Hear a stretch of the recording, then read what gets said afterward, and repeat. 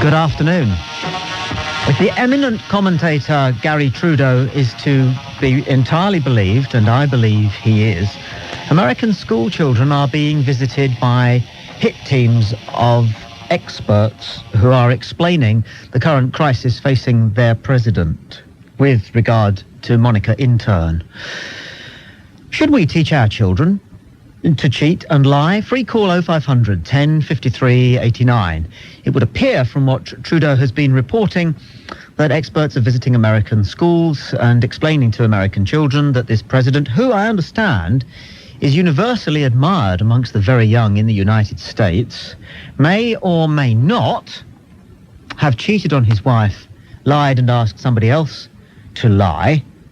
But what they are doing is talking to the youngsters specifically about when to cheat and when not to cheat, and when to lie and when not to lie. This is something we have never considered doing in this country. And I reckon the time is right. Free call 0500 10 53 89. Our children learn at a very early age that adults are not pure as the driven snow, any way you look at it. And they know that parents tell them lies. They are lies. The lies about the tooth fairy and the lies about the Sandman. Santa Claus will put to... Oh, for goodness sake, it's 2 o'clock in the afternoon. I'm going to say something which if you have a 5, 6, 7-year-old and certainly younger, they ought not hear. I'm going to say it in 30 seconds, so put them out of the room. You know what I'm going to say. If they hear it and get upset, and they won't, then don't write to me and don't complain to the radio authority. 3, 2, 1. We lie to them about Father Christmas. You know, and they know that. They discover that. They talk about it in the playground. Sometimes they indulge us in our lies, but they know we lie. And we've got round now in 1998 to telling our children about, you know, the birds and the bees and just about everything, every shock horror thing that there is in life. Isn't it time we told our children that there are times when a half-truth and an untruth is better than the truth? Free call 0500 10 53 89. Presidents cheat and lie. Politicians cheat and lie. Teachers cheat and lie. Parents cheat and lie. Where would a parent be without the opportunity to cheat and lie their way through parenthood? It's probably the most essential skill in being a good parent. But our children realise at some point that we're doing it for the best possible reasons, but they never hear it from the horse's mouth. They never hear that cheating and lying sometimes is the right way. And it is, isn't it? I'm not just talking about passing your exams, although, did you ever cheat and get an O level? Did you? Free call 0500 10 53 89, or an A level, or even a degree. I mean, I have heard that there are professional degree takers, okay? People who will turn up and for a fee will sit your exam for you. And as long as it's not actually on campus, then who's to know, frankly? Free call 0500 10 53 89. That's largely a different ball game. Or is it? Or is it? Or is it? Because cheating and lying are legitimate, indeed all-important skills in practically every aspect of adult commercial life, economic life, sporting life. Take sport, for example. Big business sport is. Where would they be without LBW appeals that they know weren't LBW? Where would they be without whipping off the bails before the man has completed his run and claiming a run-out, even though they knew it wasn't? Where would they be? Where would horse racing be without the occasional scandal during which allegations are made that a jockey, a champion jockey even, may not have ridden a horse out properly because he didn't want it to win that time, he wanted it to win the time after that? This is part and parcel, the stuff of the rich tapestry of life. But how do you learn about it? You have to pick your way through this minefield all by yourself. There's nobody there to give you a bit of guidance, a helping hand. Free call 0500 10 53 89. Which man hasn't taken his son to a football match, only to be embarrassed by the number of occasions on which, when the ball goes out for a throw-in, both sides claim our ball? One of them is lying and trying to cheat. And none of the 48,000 crowd, or 3,000 if you're Doncaster, ever say, cheat, liar. It's an accepted part of an honoured profession, a cherished skill at any workplace, cheating and lying. Free call 0500 10 53 89. And how will these American experts explain to American youngsters that intern Monica may have lied and been taped lying, may have also told other people to lie whilst they are on oath, i.e. commit perjury, and may have also told other people that the president told her to lie, but to make sure she didn't tell anybody else that he said it. Now, with a labyrinth like that, can you just walk away, having furnished children with the information that that's what the most important man on earth gets up to, without giving them some guidelines as to how this practice can be applied to their own wonderful lives? I say put it on the curriculum, and let's have it on children's TV. Free call 0500 1053 89. I'm Tommy Boyd. This is Talk Radio. There's a good argument for listening. To Tommy Boyd. Free call 0500 1053 89. 0500 1053 89.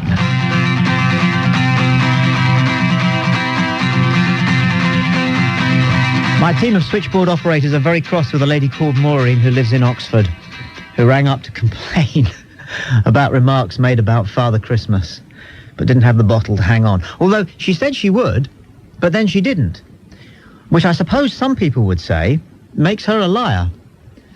And free call 0500 1053 89. Lawrence calls from Hampshire. You're on Talk Radio, Lawrence. Tommy! Lawrence! First-time caller. Welcome. No, I'm not. It's a lie.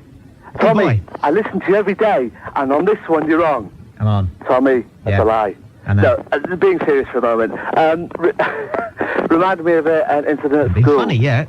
Sorry? Nothing. No, sorry. Yeah. No, this is not a lie, but I'm very proud of it. I'm 37 years old, and I'm very proud of this. When I was at school, I was about 14. It was a chemistry exam, and the master told us the whole exam was going to be based on the 5 alkalines. Now, I ain't got a clue what that meant then or now, to be perfectly honest with you. Yeah. But a night or so before, I wrote everything I could down about the 5 alkalines. Yeah. Went into school early the next day, very early, an hour and a half early, placed it in the desk where I was sitting in the hall, and of course went back home. Came back, did the exam, halfway through the exam, pulled out the paper, got 55% from me. Passed, by the way. Excellent. And do you know what? My brother-in-law is a head teacher, head of a school in Poole. Yeah. And he's absolutely disgusted by that. But I'm not. I'm proud of it. I am simply not going to condemn you for that at all, Lawrence. That's what any of the rest of us would have done if we'd had your bottle, mate. Absolutely. There was another kid, and this kid was from Merthyr Tydfil, and he was a bit stupid, to be perfectly honest with you. He did the same thing in maths. He came top of the class with 98%. They sussed him, of course. Now, do you have children? Sorry? Do you have children? 2 children, yes. What ages would they be? My children are 2 and 7 months. When they reach the age when it becomes pertinent, will you teach them how to cheat as well as you? Oh, I will teach him to cheat gloriously. Good boy.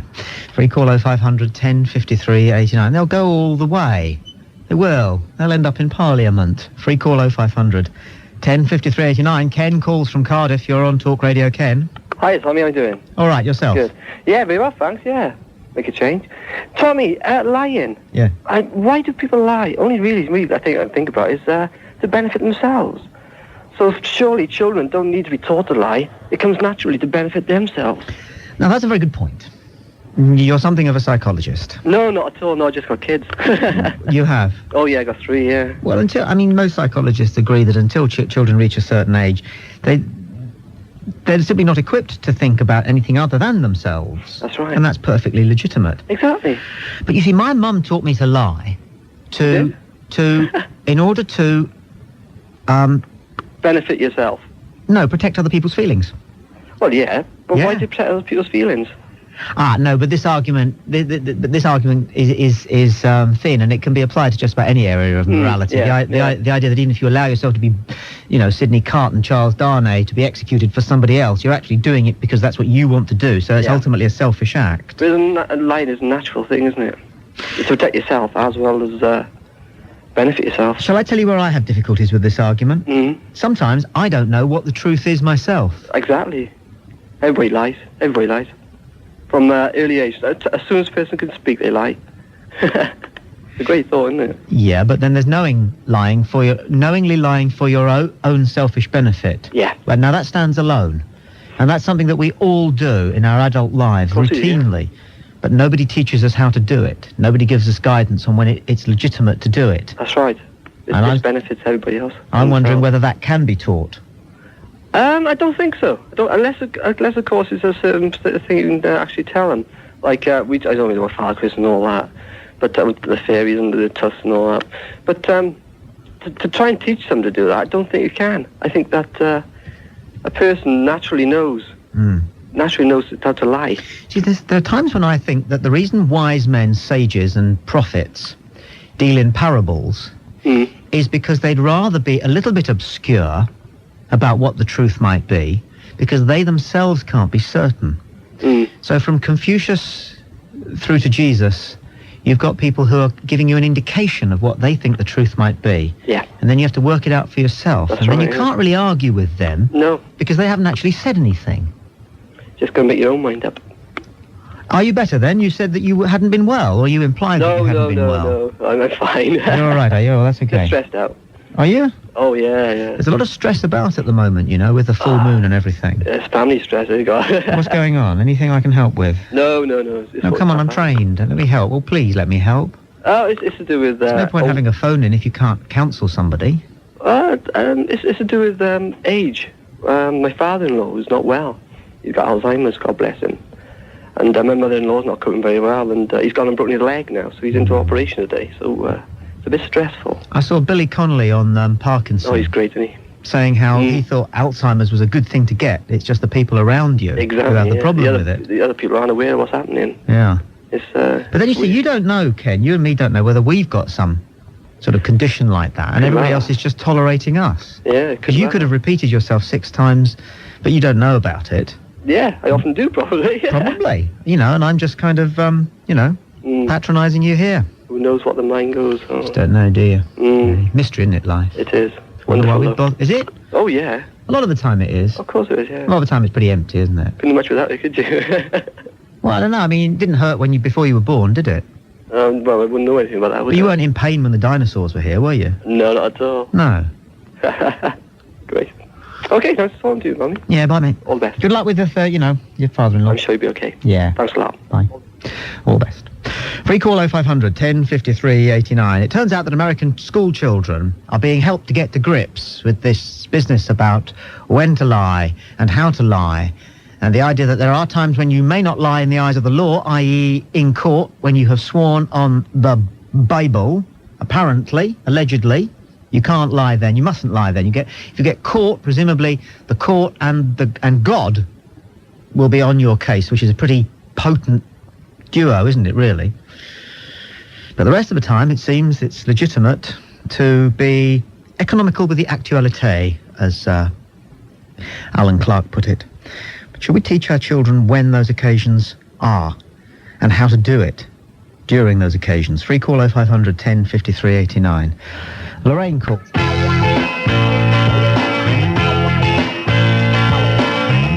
And Jim calls the programme from South Wales. You're on Talk Radio. Jim, hello.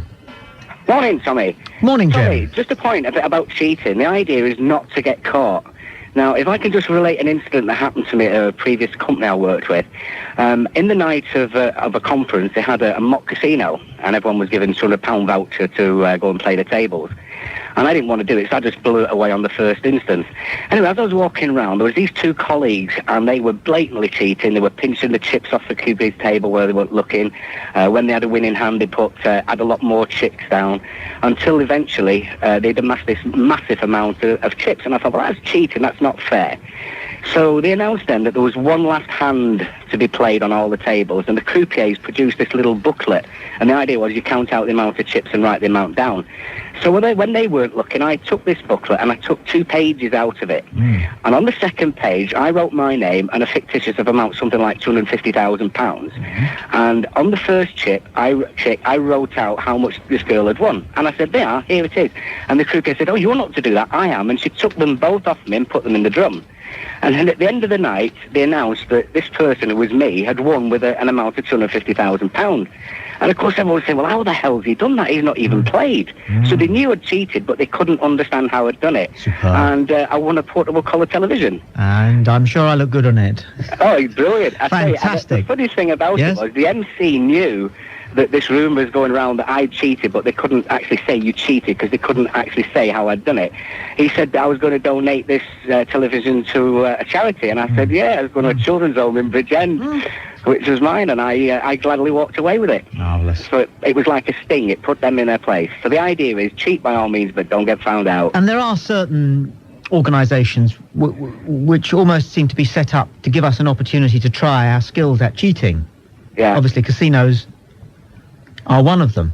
Yeah, that's right. So are bookies. Yes. Football. All sport. With the bookies, they've got that added protection now with the date stamp, haven't they, on the when you put your chip in? People still try. Yes, they prosecuted a former policeman not long ago because when he was actually a serving officer, he used to go into a shop in his uniform, and about 30 seconds after the race had started, and you can often tell, especially in a 5-furlong sprint, who's going to win after about 30 seconds. Yeah. He'd whack his slip in, raise his eyebrows at whoever was behind the counter, and because they felt slightly pressured because of the uniform, they'd put the bet through. Yeah. But they nailed him eventually. Yeah. Yeah. Well, I'd say, just to add a final point to what I was saying, Tommy, I've got children. I've got twin boys that are 12-year-old. My oldest lad is coming on 20, and then I've got a son and a daughter, 16. I actually told them what I'd done. I mean, they were dead pleased to have the television, but I told them how I acquired it, and I said that the reason was that I couldn't stand the fact that these people were blatantly cheating, didn't give a damn about who they were going to rip off, so I thought, well, I'll rip them off. But I did it in such a way as they didn't know how I'd done it. Well They done. probably do now if they're listening to this, but at least I don't work for them anymore, so that's history. Jim in South Wales, he's got his bread buttered on both sides there, because not only did he manage to cheat, he believes he was morally justified in cheating. And not only that, on the other side of the bit of bread, it was a great bit of cheating. Free call 0500 10 53 89. He'll go far. Kate calls from Suffolk. You're on Talk Radio. Hello, Kate. Oh, hi. My husband does a brilliant trick with the children. He pretends they've won competitions that have been on the television. They have to send off their reply. And then he sends them the prize with a letter, pretending it's come from the television. Oh. And they think it's wonderful. Isn't that nice? Well, it is nice, but I mean, it is a lie. Yeah, but as long as you know you don't eventually fall foul of it one way or another, because if the children discover this before you let them in on it, and they will discover it eventually, won't they? I think so, probably one Someone day. at school, you see, because children go to school and they say, guess what? We won the Nickelodeon, whatever it was. Yeah. Okay. And then if they go back next week and say, guess what? We won it again. Somebody in that school is going to say, you can't have done. Oh, no, we do. He doesn't do it like every competition. All right. He does it quite discreetly, and if it was one week, there was a football one, and Okay, all right, let's follow this to its logical conclusion. Kate, you're telling me, you're coming on the radio to tell us that your husband cheats members of his family competently. Yeah. Aren't you worried? No, because I think he's done it for a very good reason. I think he's done it to please them. He doesn't want them to be disappointed that they haven't won the competition. I know. I think that's the bottom line of why he does it. Well, let me come at it the same question from a different angle then. Where is he this afternoon? He's at work. Yes. Oh, yes, I see what you say. Yes. Well, the other thing I want... Taking a moment to drop. As he tells me, yes, that's a very good point. Isn't it? Yes. Have you ever suspected him of having another woman? No. Come on, not until this very moment. No, really? Yes, that's a very good point. So, now that you do suspect your husband, okay? Yes. What's the first piece of investigation that you'll carry out? Will you check his pockets or check the phone bill? Wow. Yes, I'll have to check everything now, won't I? or check the number of times he showers? Yeah, the credit card slip. Credit card slips. Everything now. Yes, Yes. absolutely. No, of course you won't, will you? No, I trust it implicitly. Well, as the children trust him, you see. Yeah, of course. The other thing I was going to say was about the Father Christmas. Yeah. Was my daughter worked it out for herself at quite an early age of 6. That, well, as you mentioned before, I won't say it again. Now, what you can say is true. We do lie to our children about Father Christmas. One way or another. Yeah. See. So when she approached me with the truth, I was quite honest that she had to swear that she would never ever tell my youngest son. So, in effect, we've taught her to lie. That's Father Christmas. Well said. Yeah. Brilliant. You're quite right. So you are, although you haven't actually put it on your domestic curriculum, you are teaching your children that there is a time to lie. Yeah. Marvellous. Oh, yes, absolutely. Porky pies, we call it in our house. Porkies, thank you for your call, Kate. Free call 0500 1053 89. A former teacher once told me a story about a man who had set aside time one evening to explain to his children the importance about telling the truth. When the phone rang and his wife picked it up and it was for him, and he mouthed across the kitchen table, "Tell them I'm out," and then returned to explaining to his children why it's important to always tell the truth. Yeah. Just hadn't made the connection. Free call 0500 1053 89. It's not good enough to tell our children that you must always tell the truth, I'm afraid. It's unrealistic. Absolute pie in the sky. There are times when they will have to tell a half-truth, times when they will have to tell an untruth. But how on earth do you begin to explain to them when those times might be? Wayne calls from Cheshire. You're on Talk Radio. Wayne, good afternoon. Hi, Tommy. Wayne. Afternoon. Afternoon. I'd just like to know, or just like to say that maybe people should teach their children right from wrong before they start teaching them to cheat and lie. Do you not think so? No. No, you don't think so? No, I don't know. No. Because I don't think there's a percentage of people in this country that are bringing kids up the wrong way?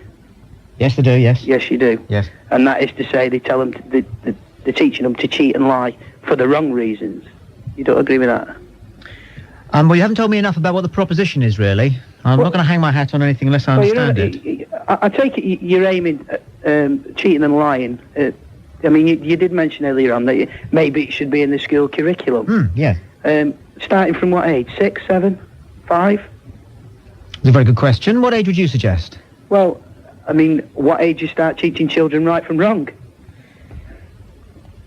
I'm not convinced that the issue of what is right and what is wrong has really been resolved anywhere. Well, I mean, it's too broad a matter. Well, there's a certain let's say there's a certain generation of children nowadays, percentage-wise. I'm not saying everyone. I'm not pointing the finger at anyone in particular, but percentage-wise, that still don't know right from wrong. I don't understand what you mean by right from wrong. So you go and you explain what you mean by. They'll go out and they'll pinch right and they'll from steal. wrong. They'll pinch cars. They'll rob cars. They'll smash windows. They'll basically the criminals. Now you're on about. No, you see, you haven't defined your terms very well, if I may, Wayne. Well, you haven't maybe defined your terms at all. I don't know. That's not necessarily wrong to steal a car, but it is illegal. You're joking. You're not No. telling me it's not wrong to steal a car. I said what I said, and I don't have to say it again, but it's not what you thought I said. Explain yourself. No, I don't have to. I explain myself perfectly, always. You've just said to me it's not wrong to steal a car. I did not say that. What did you say then? I said it's not always wrong to steal a car, necessarily. That's exactly what I said, and that's correct. I get you now, yes. I get. Well, why didn't you get me the first time, though? Because I didn't hear you properly. Ha. Now, why would that be? Just because I've got my son crying in the front room. Now, is it right or wrong to be on the telephone when your son's crying in the front room? Well, my wife's here. She's going in now. Why is it right or wrong that you? She's just walked through the door. Yes. With the pram. Yes. And my son's crying in the front room now. Right, but is it? My wife's with him. Right, but if it's interrupting your train of thought, is it right or wrong for you to be on the radio whilst your son's crying in the front room? I would say not. No. It's not right for you to be here. No. Well, who failed you then? Your parents or yourself? The point I'm trying to make is, there's a time to tell children little white lies, but the way that it's coming across this afternoon is that you're on about starting at an early age and then saying that's all right. And what I'm saying is there's people of certain generations nowadays that have turned to or are committing crimes, and if you can imagine teaching them to cheat and lie at an early age, it wasn't in a national curriculum for them, but they're still committing crimes. So that would only help them, surely. If they learned how to cheat and lie better, they'd get away with it more often. Yes. And another subject that should be on the curriculum is logic and quality consecutive thought and listening. Thank you, Wayne. Free call 0500 1053 89. Go and relieve your wife.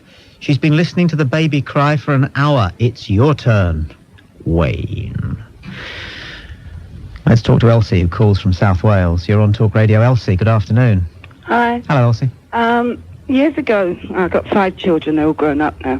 But years ago, when money was tight, I sent one of them to the front door, to the Provident lady. Go and tell him Mummy's not in. Yeah. Oh, Mummy's not in, you know. Well, when will she be back?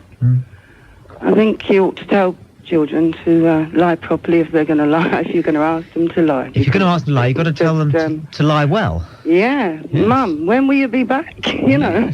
They shouted out to me. And that was most embarrassing. So I think if you're going to ask the children to lie or teach them to lie, tell them how to do it properly. Make sure that they do it well. Do you know, I'm sure if you've had children or if you have children, if you're thinking of having children, listen to this carefully. The most difficult decision a parent has to make is in the morning when one of your children complains of a tummy ache or a headache and there are no obvious symptoms, but they're either acting rather well and lying very slightly in order to wing a day off school, or of course they are genuinely ill. And it really is a very, very difficult decision to make, whether to believe them entirely and grant them that day off, or whether to send them to school with the risk that they have got a tummy ache or that they do have a headache. But if you do that, you are also effectively telling your children that you believed that they were lying. And of course, if they do have a tummy ache and they do have a headache, and on top of that you've told them that you think they're a liar and they are going to school as well, you see, it usually occurs to you when you get onto the dual carriageway on your way to work yourself that you probably condemned your child to that view of you. Free call 0500 10 53 89. We're talking about lying, but are you any good at telling when somebody else is lying? Particularly children. Free call 0500 10 53 89. Paul calls from Hampshire. You're on Talk Radio. Paul, hello. Watcha. Watcha. I used to cheat at cards. I know it's disgusting to admit to, but I did. And do you know those pack of cards you get that used to have loads of little dots on the back? Yeah. They were like a symmetrical pattern, not flowers or anything like that. I used to kind of sit there for days upon days, changing the colour of the little dot on the inside or scratching it out or something so I could tell what suit it was down and what number it was across. I was a beleaguered apprentice at the time, and I made a fortune playing stud poker. That taught me some successful kind of lessons in life, and I grew up and become a car salesman, used car salesman. Right. And I found that particular skill has stood me in good stead there as well. Okay. Right. Now, I tend to believe as a non-card player that it's entirely legitimate to cheat at cards, morally. Oh, yes, yes. In as much as playing cards for money is kind of immoral anyway. Yep. Okay. And playing stud poker, you learnt to lie, because even if you're playing... Well, not lie, cheat. Without a marked deck, poker is all about lying, isn't it? And well, bluffing. it is, yeah, the poker face, yep. Okay. So you lie and you bluff your way through selling off these cars, do you? Yep. Nowadays. Oh, I do, yes. That's what you do right now, is it? Yep. And also, Tommy, have you ever heard of Noel Edmonds? Yeah. You know, what he does, I mean, he lies and cheats, and he has a thing called a gotcha. Yes. And I think I've got you because I'm not a liar nor a cheat, and I've never cheated in cards in my life.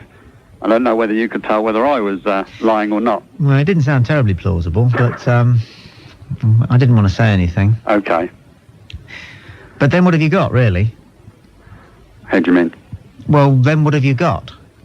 Then what have I got? Out of doing this? Oh, I see. Oh, well, I proved a point, really, a psychological point, that you can't tell whether people are lying or not.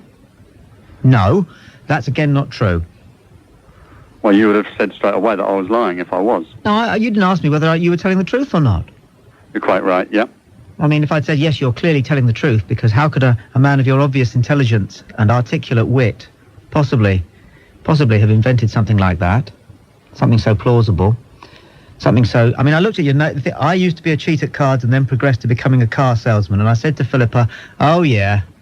Yeah, I bet. Yeah, Yeah, I'll give you evens. Oh, I bet. Oh, yes, I bet. It's easy to say. That's another thing about the telephone. It's a gorgeous instrument for lying upon, because there's no picture. You can't look in people's faces, because if I try and tell lies to my daughters, I can't do it. I start laughing, breaking down, and doing every sorts of things, and they know when I'm stringing them a line. On the telephone, it's a lot different. So when you're on the bank manager and trying to look or sound plausible, it's a lot easier than looking him straight in the eye and giving him some cock and bull story about why you're running a bit short at the end of the month. Yes. Of course, it's nice to believe that we can get away with a lie, isn't it? We can pull something on over somebody, isn't it? Well, yeah. Yeah. Which is, I mean, do you know your motive for what you've been doing the last 2 or 3 minutes? Was it that? A bit of crack, I suppose. Bit of a crack. Yeah. Yeah. You're not Irish, are you? No. No, you're not. Well, you don't know whether I'm telling the truth or not, so... Sorry? You don't know whether I'm lying or not. What, now? Yeah, I could well be lying. I'm not really interested, tell you the truth. I don't think anybody is, to be honest. I'm sure they're not. No, they're not. This is the thing, isn't it, really? You see, I do lie sometimes in order to make the truth more interesting. Yep. So maybe you thought the only chance you had of being interesting was to lie about yourself. That's right. Oh. Well, there you are, then. I'll invoice you for that little bit of self-knowledge. Okie doke. Not at all. See you soon. And then we, that's you listening and me here, will decide which are the lies and which is the truth, okay? I haven't given Natasha any time at all to think about this. Hello, Natasha. Why are you so patronising, Tommy, please? I mean, I'd like to know, first of all, what do you think, why do you think that you've actually got the right to decide whether that man being on the telephone whilst his baby is crying it is wrong? I mean, let's face it, really and truthfully, it's not. At the end of the day, if there's someone else who's looking after the baby, then him being on the radio is not a problem in any way or form. He's not, not taking care of his child. There's nothing detrimental to the well-being of that child. So, really and truthfully, you was doing it to really have a go at him, wasn't you? Because you was having a go at him from when he first phoned. We think you're lying. Pardon? We think you're lying. You think I'm lying? Yes, we don't think you really think this. Well, am I right think or you're wrong? I think I know you're wrong, in fact, because this is exactly how I think. No, we think you're still lying. We think you're lying again. It's a double lie. We think that you're acting. It's very good, though. Very good. Well, that's okay. But not many 21-year-olds. You can think I'm lying if you like. You can think I'm lying if you like. But at the end of the day, all of the listeners that listen to the show, right, know that you did actually speak down to that poor man, Wayne. I think that's his name. So, obviously, it isn't a lie. But another point is, why should we teach children how to lie and how to cheat? I mean, at the end of the day, socially, this world... Can I ask you just not to say at the end of the day anymore, because I get complaints about that. You get complaints about at the end of the day? More than anything else, people complain when people say at the end of the day, because...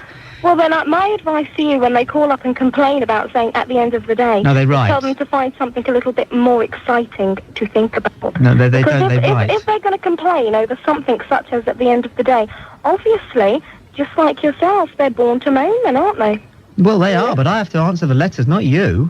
I mean, would you like to answer my mail? You can always forward them on to me, right, and then I'll give them a little bit more exciting. Do you really want to do my mail for me? Are you ringing up to ask me if you can do my mail? No, actually, I'm ringing up to tell you that you don't have to be so damn patronising all of the time. But since you put the conversation onto mail, yes, then we can pursue that line of thought if you wish. Not really. No? No, because I don't think you really would do my mail. I think you're lying again. Tommy, unfortunately, I haven't phoned up to talk about your mail. I haven't phoned up to dispute whether I'm lying or not. I phoned up to tell you that you are incredibly patronising. And since you've been unable to pursue that line of conversation completely, then I'm going to go. Because I just wanted to ask you why you was going to be so patronising. You've not answered it. You've evaded answering it completely. Well, only because you don't let anybody get a word in edgeways. I mean, you're one of these people who asks about 9 questions, and then before anybody can even begin to answer the first one, you're off onto something else. Well, I just counted that you had, over 8 seconds worth of speech time there. So surely if you had that, then it can't be that I don't allow people to get a word in edgewise. You yak too much, don't you? Well, I don't think she phoned in to make that point. I think she's lying about that. I think she's lying from top to toe. Yeah, everything is... Are we right, Natasha? Is your real name Natasha? It's not Gregory or something? No, it's Natasha. It's Natasha. Why, do you know a man that's got such a high-pitched voice? I certainly do. I'm in broadcasting. You should see some of the types. It's completely Natasha, Tommy. It's completely Natasha. And I must thank you, because you haven't yet been patronising in this conversation. Or am I counting my wits a bit too quickly now? Are you gonna start to attempt to put me down? I'm only guessing here, but I make this the 17th question you've asked without wanting an answer. Well, then you're not very good at the law of averages, then, are you? No, that's not averages. Because I wouldn't average it out at 17. That's not an average. If I was just guessing, or probability, or guessing, whichever mathematical term. No, look, don't get flustered. Don't get flustered, because then it's too easy to get. Oh no, you. I'm not flustered at Yes, all. It you would are. take a lot more to get me flustered. What's an average then? What's an average? Yeah. An average is a guess at something a guess at a sum by average. No. Something in the middle? You're lying again. You're lying again. That is not an average. Well, that wasn't a lie, you see. Do you know how many That's just different being types? wrong. Do you know how many That's different? Just being wrong. Oh, you were That's wrong. Just being wrong. Oh, you were That's wrong. not lying. That's just being wrong. Maybe we should find the distinction between the two. Do you know Somebody the getting difference? something wrong and somebody lying. Yeah. Do you know the difference between lying and ignorance? Lying and ignorance. Yeah. Yes, I do. And I which think were you ignorance is when you generally don't know something. So you- and right. I think that, ignorance is when you're so pompous that you won't go out and educate yourself on it because Now, of what your was own. what was the question again? My question was, why are you so damn patronising? That's Well, what my question was. I didn't do you feel that you have See, to look, put she's doing it yourself again. You see, down? she asks the question, and then what you do is, can I explain to you how conversation works? No, not really, because I already know. So Oh, that's quite do you? pointless. Right. But instead of throwing questions like that... Can I and ask whether instead you have any children of when your you're own? Instead of when you're answering me, Tommy, Because- stop answering me with questions. Why just give me the answer to my question? Why are you so damn patronising? Instead of talking about She's the doing fact it that I again. speak She's doing it so again. much, or She- do I know this, or I'm do I know desperate that? to answer Just your give me the question. answer. Do you know what Why are logorrhea you is? so damn patronising? Do you know what logorrhea is? Pardon? Do you know what logorrhea is? No, I don't. But to be quite honest, that's neither here nor there. Do It you know is what here. patronising is? It is exactly here. It's exactly here. Well, now, what's the question again? I'm Why going are to see you if she... so damn patronising? See, she's off again! No, you're asking me 1,000 questions. I have to ask you, are you sick? Because I've now had to ask you that question about 6 or 7 times. Yes. You And on know. each occasion, you haven't given me an opportunity to begin to talk to you. Oh, well, I have. You've just begun there. So instead of beginning like that, Yes. why did you not just go straight into it? As a psychologist, let me explain something to you. The reason why you continue talking after you've asked your question is because actually you are frightened that the answer may not be one you want to hear. Oh, that's not true. I don't care what answer you give me, to be quite honest. I just want a answer. Well, then in that case, then why don't you ask the question and then zip it? Okay, here you go then. Why are you so damn patronising to me? Okay, I didn't like the tone of his voice. Didn't like the tone of his voice. How's that? Is that all right? Is that good enough for you? That's the answer. Well, it will be. It obviously is, but I just want to say that that is disgusting. So a hint to all you listeners out there. No, just make wait. No, sure just if Wayne. you've got a good tone of voice, Just don't Wayne. call in. If you haven't, don't, because he'll be dead. Just Wayne. Anybody who's got a tone of voice like No, Wayne, no. don't Anybody call call. in. And if they're Because you'll called. get a mouthful of abuse about you and crying babies, okay? And if your name's Wayne. And if your name's Wayne Because as be well, honest then. with me, Natasha, you don't really like men called Wayne, do you? I do, actually. I used to go out with a guy called Wayne. But I think, to be quite Well, what honest, happened I to it believe then? that you were so damn What happened patronising to it? Wayne because he didn't seem like a particularly intelligent guy. He wasn't very articulate. Or should I say he wasn't very articulate, should I Natasha, say? I'm sorry. And I'm I going to believe have to that cut. I'm going to have to is the cut. reason I'm going to have to cut you off now. I get on very dangerous grounds. It's me that has to pay the libel fee. You just libelled somebody. You've just called didn't Wayne actually. I thick. said I believe it's because, right? And I also believe it's just because he's not... we can't say he's not intelligent. It's because he's not particularly articulate. I'm glad And you I think that withdrew you was able the to allegation that he was wrap thick rings around and him he replaced it wasn't with the confident allegation enough that he to couldn't take you talk on. very well. Natasha, you're painting yourself into a corner. I look forward to our next chat. Okay. Well, nice to speak to you. Yes, nice to listen to you. Free call 0500 10 53 89. I'm Tommy Boyd. This is Talk Radio. Soon come back in Lincoln, Peterborough and Skegness. Let's talk to Tim, who calls from Dorset. You're on Talk Radio, Tim. Good afternoon. Hi there. We're wondering whether we should teach our children when to lie and when not to lie, but perhaps above all, how to lie properly. Okay, I'm ringing up. First time caller, by the way, so I'm a bit nervous. Dear boy, welcome. Sorry. I'm just ringing up to tell you a story, actually. When I was a kid, when I was about 13, I used to get up sort of last in the house. And my brother was away in Germany in the army. And I got up, and funny enough, I got up first in the house. And I saw there was a letter on the doormat. And I noticed my brother's handwriting, so I steamed it open and read it. And then put it back on the doormat again. Went back to bed. My mum came down. She obviously read the letter. And I come and said I had a dream last night. No. And told her everything what was in the letter. Did you? And basically, she didn't say anything to me at the time, but I told her in the evening. Yes. And she told all her friends that I was like psychic. That you were psychic? Yeah. I did something similar. My wife took our baby round to her mum's and put the baby on the kitchen breakfast bar by the phone. Mm. And you know a lot of phones nowadays have automatic buttons, so you can key in a number that you regularly dial. Well, my son accidentally phoned home. Do you see what I mean? Yeah. In other words, he was tinkering, he was only about 18 months, he tinkered with the keyboard on this phone, took the phone off the hook, tinkered with it, and pressed the button, and I was at home, and the phone rang. So I picked it up and I said, hello, and apparently there was nothing there, but I could just hear in the background, then I heard in the background my wife talking to my mother-in-law about her central heating and the problem she was having with her boiler, you see. And I listened to this for about 20 minutes, and I kept shouting, pick the phone up, you see, to tell them what was going on. But they didn't. In the end, I got bored and put the phone down myself. But when my wife came back, you see, I was loaded with this private conversation that she'd had with her mother-in-law for about 20 minutes. Good job I didn't talk about me. Mm. And I did exactly what you did. I made out I was Matthew Manning. I sort of went all misty-eyed and held onto my temples with my fingertips and went, for some reason I keep seeing your mother's boiler. Why would that be? I'll tell you something else as well, which I've just thought of while I was waiting. I think I live a lie, actually. I'm not going to say anything silly, don't worry. I've just got tablets for paranoia and I have to, pretend I like everybody. Really? What tablets have you got? Hey, I can tell you what the name is. I'm going to get me. Hold on. No, because I'm very glad he rang, because, you know, there was a thing this morning on the news, if you were listening, about the fact that a fifth of the fatal accidents in this country involve people using illegal drugs. And they're going to start testing drivers to find out whether they're using illegal drugs. It's called chlorpromazine. No, I never heard of that one, actually, but I think that's the base of pretty much of all of the... No, but I just sort of, because I started them yesterday, I thought, I've just lived a lie, haven't I, really? Like, pretending everyone trusts me. Are you allowed to... Can I ask you, it's a small point, but I'll ask you anyway, because it's on the agenda.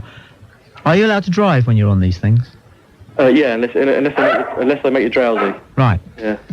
And so, as part of your cure for your paranoia, you thought you'd phone this phone-in programme, huh? I know, do you know what? Yeah? It sounds silly, but to me, I'm thinking this is a really rubbish phone call. Yeah, I wasn't thinking that, actually. But I know what you mean. I like you. It's quite shocking, that, isn't it? I'm being totally straight with it. I know. It just cheers me up all day, that is. Good. I'll tell my wife that when she comes home. Well, you ring again sometime. Okay. Thanks for your call. Yeah, bye. Bye now. Free call 0500 10 53 89. We'll let the man who's recovering from paranoia and is on medication for it round up that discussion about being two-faced, lying and cheating. And we'll move the agenda on in the next hour of the programme. I'm Tommy Boyd, and this is Talk Radio. There's a good argument for listening. Let's stand in the way when it comes to talking about things like the Falklands, do you? You'd have to. I mean, compare the two. The Isle of Man, for a start, is at least twice, possibly three times the Isle of the Isle of Man. Sorry, is possibly 3 times the size of the Isle of Wight. It's not a fair exchange. Okay, let's test this. I dispute your. I dispute your deduction. Maybe not your fact, but your deduction. But let's test this. Mm-hmm. If the Isle of Man were invaded by Argentina, would we therefore stand by? No. No. What would we do? We would probably help out. I am from the Isle of Man. It shows. I am originally from the Isle of Man. That stands out a mile. But the point is, you see, I mean, look, what's the Isle of Wight got going for it? Let's leave the last thought on this one to Beth, who calls from Wales. You're on Talk Radio. Beth, hello. Hi. Hi. Well, I was just ringing up to say that, you know that man that said you were rude, and well, why does he bother listening to you if he thinks that you're rude? Do you know, that is a mystery to me as well, Beth. Do you have any idea why it might be? No. Some people like listening to arguments. It's funny, but I think it's true, as long as they're not really meant. Don't you think? Yeah. Yes. But thank you for the thought. You didn't like hearing somebody being rude to me. No. Beth, I'm grateful, thank you. Okay. Bye for now. Bye. Stand by for Peter Dealey, Britain's fastest moving driver. Don't forget to subscribe and like. Comment too if you wish. Even slap your legs and make a purchase from Ann Summers. but don't do nothing.